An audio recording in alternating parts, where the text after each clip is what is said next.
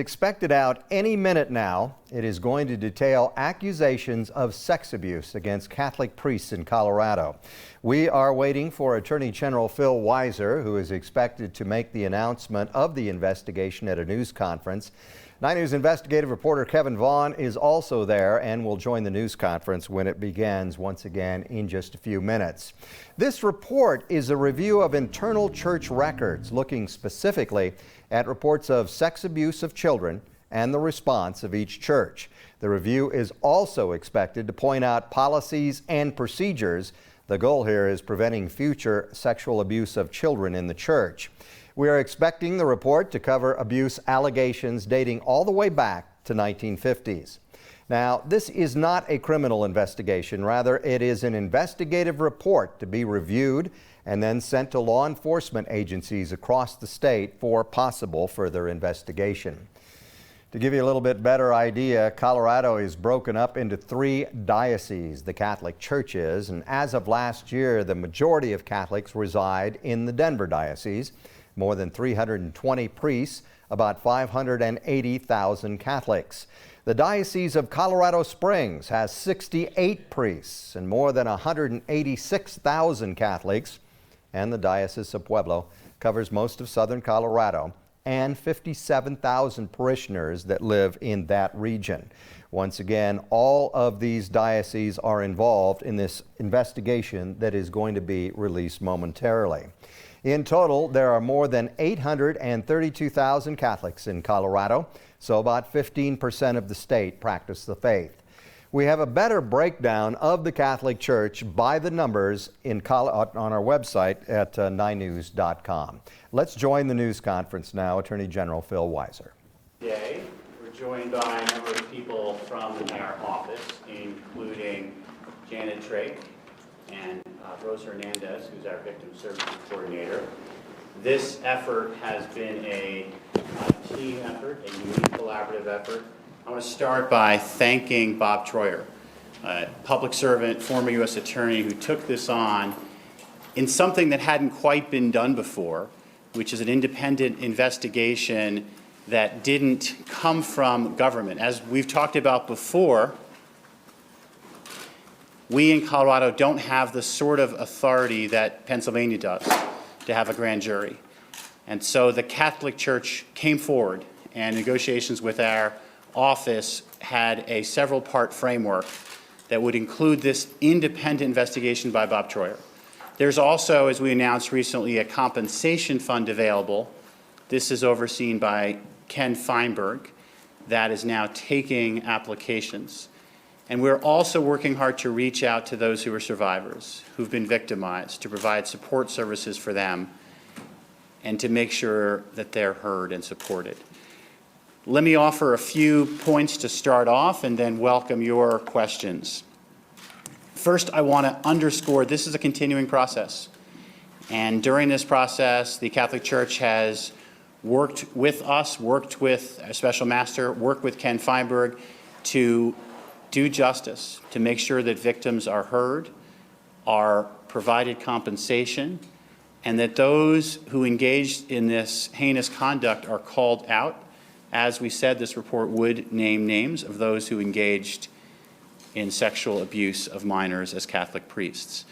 We plan to update this report, which means if there are people out there or people who know people who are victims, please reach out to our office. We have on our website information about how people can come forward. We have our own ability to support and refer support services for those who are victims. The numbers and the stories are painful. In Denver, 127 people were victimized by 22 priests, the last reported episode being 1998. In Colorado Springs, 3 cases of victims with 2 priests engaging in this activity, the last episode reported from 1986. In Pueblo, 36 cases and 19 priests, the latest episode in 2011. One point made by Special Master Troyer is we can't be certain that there is not other cases of abuse out there that we do not know about. There are, as he reported, flaws in the records and practices, leading to evidences of errors, and that we have seen at times what he calls a culture of reluctance. People don't want to hurt the careers of Catholic priests and thus have been reluctant to come forward. We do note, and I believe this is on account of the scrutiny and the attention of wrongdoing by Catholic priests, that in 2019 we had more reports than the last 5 years combined. That is a hopeful sign. It's also hopeful that the Archbishop is committed to addressing the concerns raised by Special Master Troyer. I understand that there is a commitment to learning from this process, and I find that commendable, and I'm encouraged by it. Again, this is another step in the process. This report, by its own admission, may not be definitive and conclusive because there may have been people who weren't captured in files, who didn't come forward.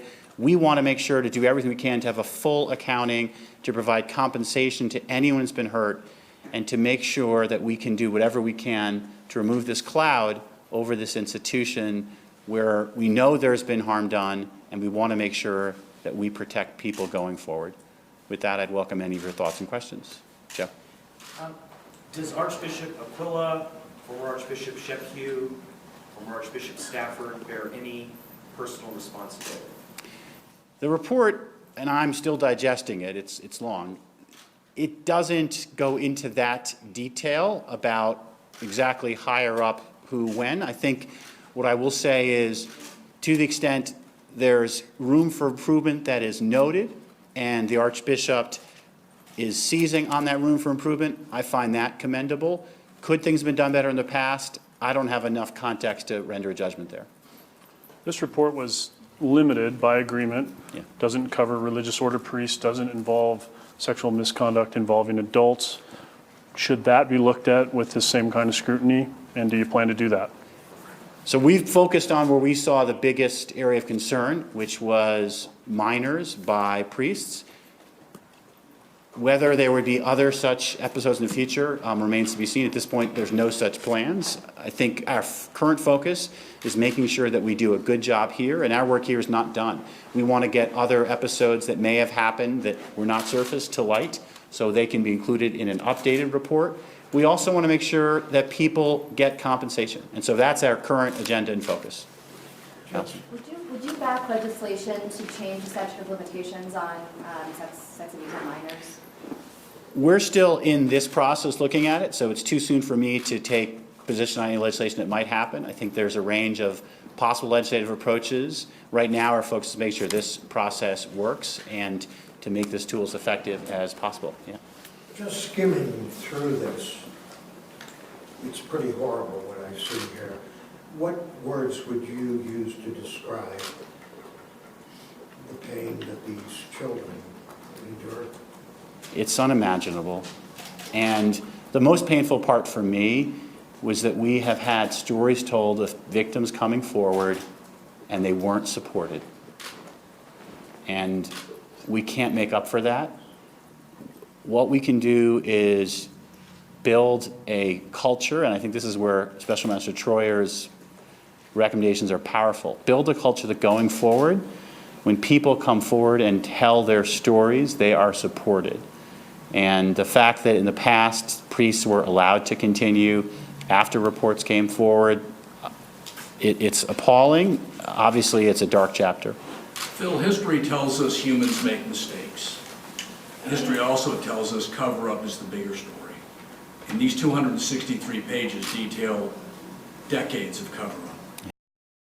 Having an independent review and having a victim support within the structure is important, because part of the problem was when you have the church investigating itself, the instinct to cover up, to deny, to be reluctant to hurt someone's career, all that took hold, and victims who came forward actually ended up leaving and not pushing forward. Follow-up question. The church wants to point to changes made back in 1991, the Bishop Conference in Dallas in 2002, and somehow say that Colorado is different or better than what we've seen across the country. Based on that 263-page report, is Colorado's Catholic Church any different than what we've seen in other states? So I haven't done enough of analysis of other states to speak. What I can say is I appreciate that the church here engaged in this process, was willing to subject itself to this examination, and is willing to take recommendations that are significant from a report that was critical and say, we can do better, we will do better. But General, There is a set of critical recommendations there for the internal kind of conduct response team and what it ought to do. But I wonder if you can give us some context of that team. How does that compare to similar review processes in other public institutions in Colorado, public schools, juvenile detention centers, et cetera? Again, I've not done a comparative analysis about what the best practices is for institutions that want to manage instances of abuse. I do think the recommendations set out do strike me as appropriate ones that could be used in other such cases. I don't know if the other such cases mirror this exactly. Are you going to call for that or call for a review of that? I mean, this leads to a larger set of questions about child abuse in other public contexts. There is this larger conversation. We're starting here to do this project as well as we can, and I do believe that conversation will continue and that the practices outlined here should be looked at with an eye to how can all institutions that have a fiduciary responsibility towards children ensure that children are protected. General, I read the entire report this morning, and it does paint a pretty damning picture of the church's current crisis response team. It says how they think it's appalling. The report says that people shouldn't have to be forced to go into the Archdiocese conference room and look at religious symbols, and that the team currently established on the crisis response team is biased towards Catholicism. How do you respond to that there are clearly currently some issues the church needs to address?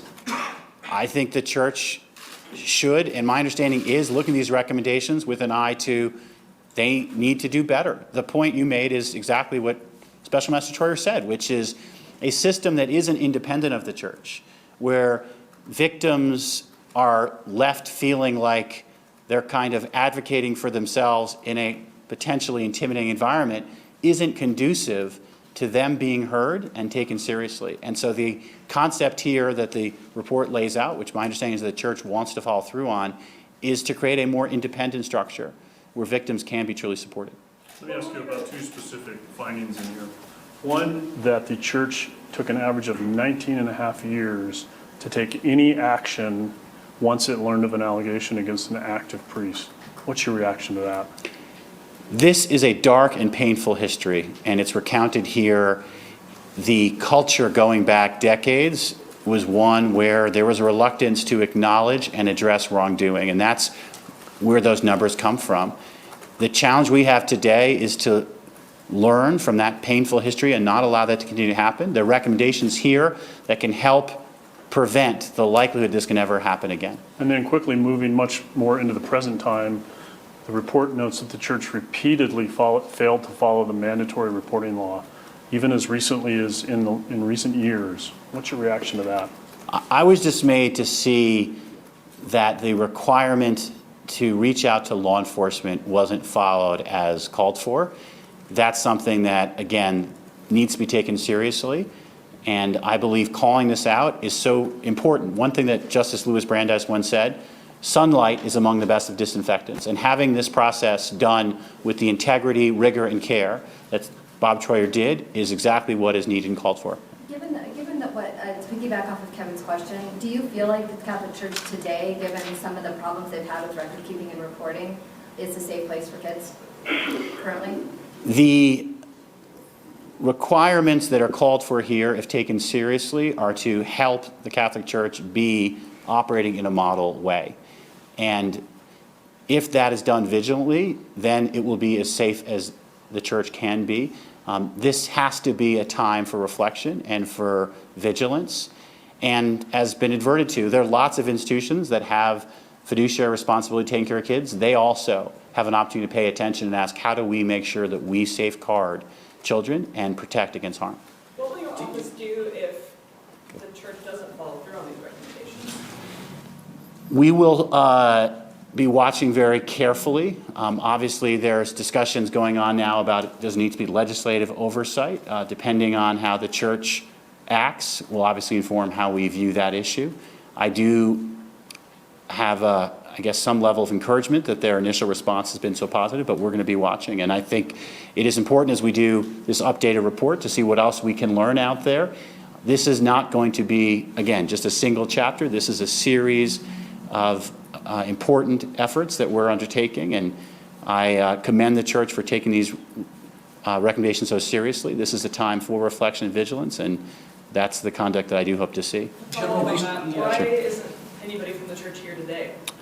You'll have to talk to the church about their responses. I personally wanted to be able to speak directly to this report, and they will separately offer their comments. But as a follow-up to that, they say they weren't invited by you today.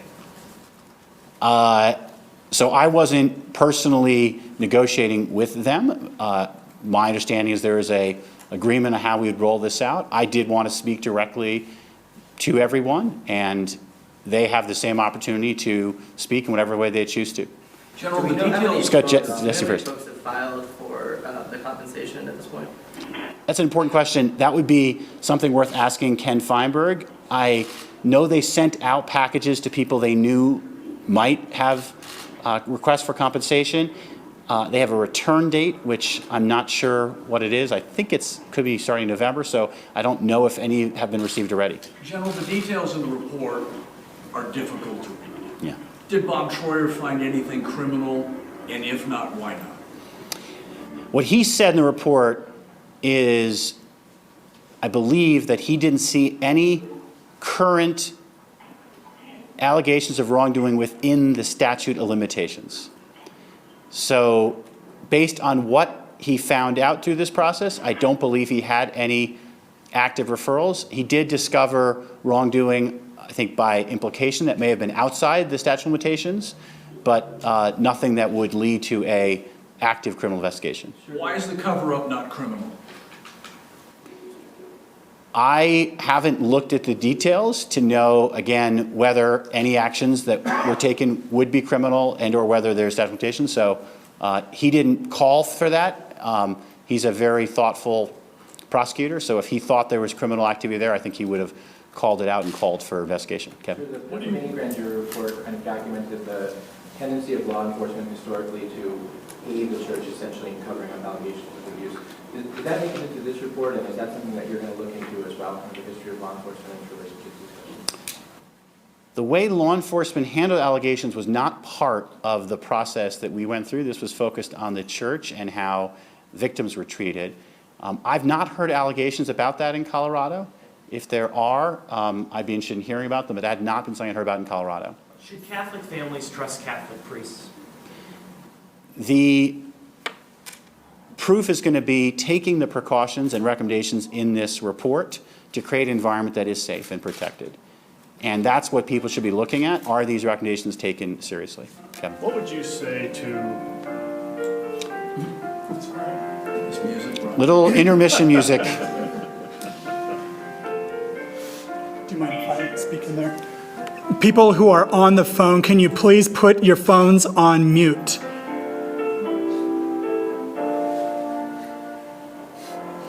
We will need to close down the line if people do not put their phones on mute or end their call. We're getting some music here on the line.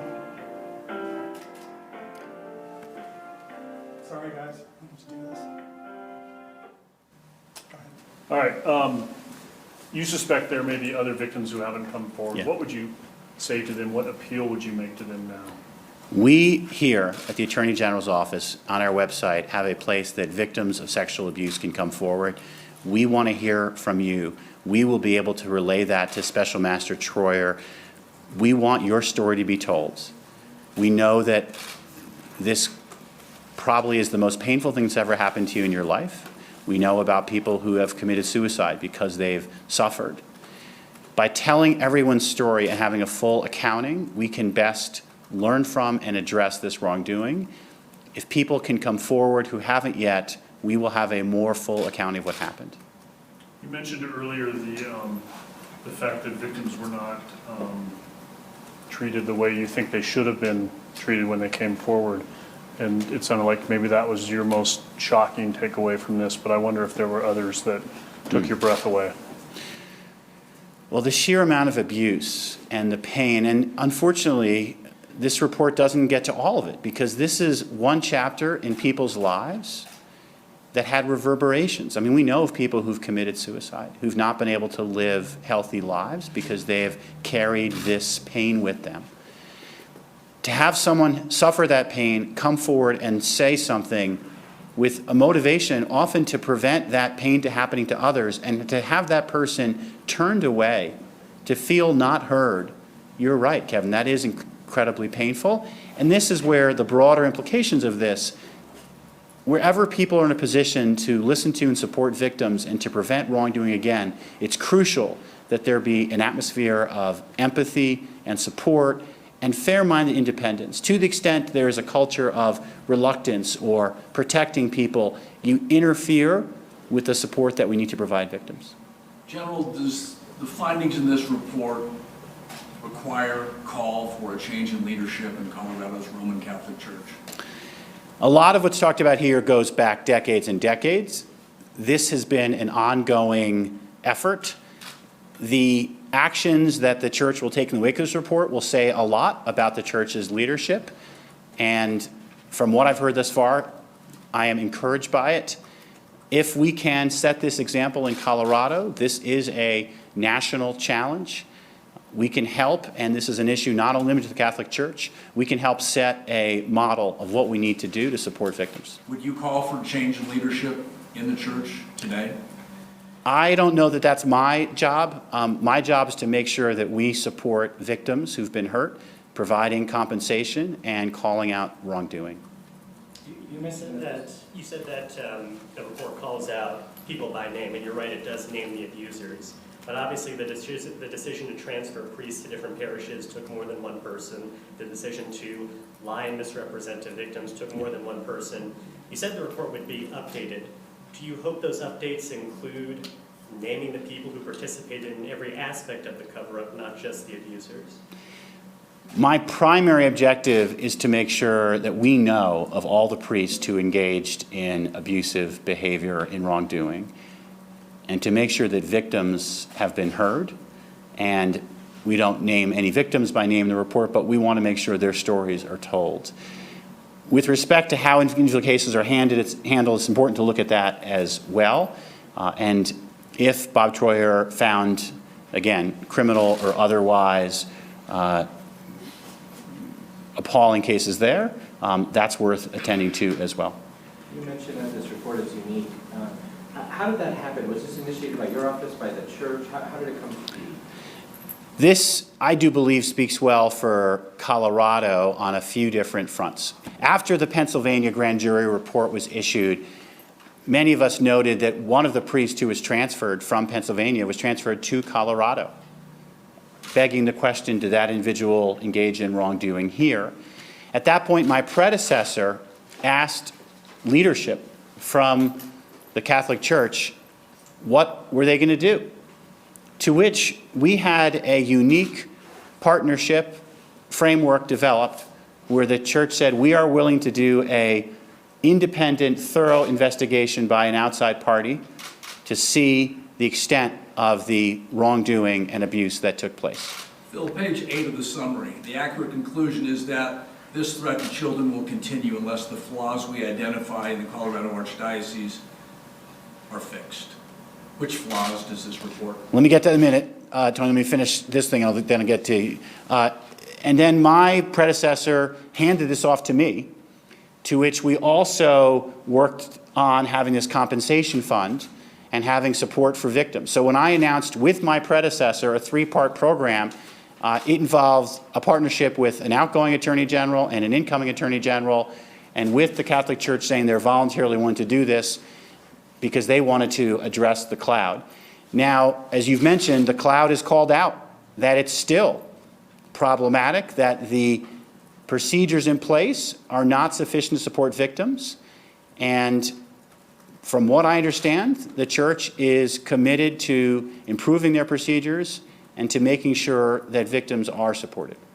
There was some question about why That is Colorado Attorney General Phil Weiser talking to reporters right now about an independent investigation into the Catholic Church in Colorado. We're going to cut away on TV right now, but we will continue to carry that on our 9 News app on 9news.com if you would like to follow along. Once again, he talked about this investigation from the former U.S. Attorney Robert Troyer. It has recommendations. It talks about cases in the past dating all the way back to 1950 of sexual abuse by priests, some 166 people abused by 43 different priests across Colorado. He also talked about a compensation fund and the fact that this investigation, while being released, is not over yet. They are still looking for more victims of the Catholic Church. Meanwhile, the Archdiocese of Denver and the Archbishop of Denver released a statement during this news conference, in part saying sexual abuse is a societal problem and there is no single answer for single action to eliminate all sexual abuse. But we will not rest in our efforts to protect children. We will use our resources and community partnerships to be a leader in this area and to strive to improve. According to the Attorney General, striving to improve is a key here because until even recently, the church has impeded some of the efforts to come forward with sex abuse in the church. We're obviously going to follow this story throughout the day. Today we will have updates as they occur and a full wrap-up on 9news.com and the networks of 9 News. Thanks for joining us.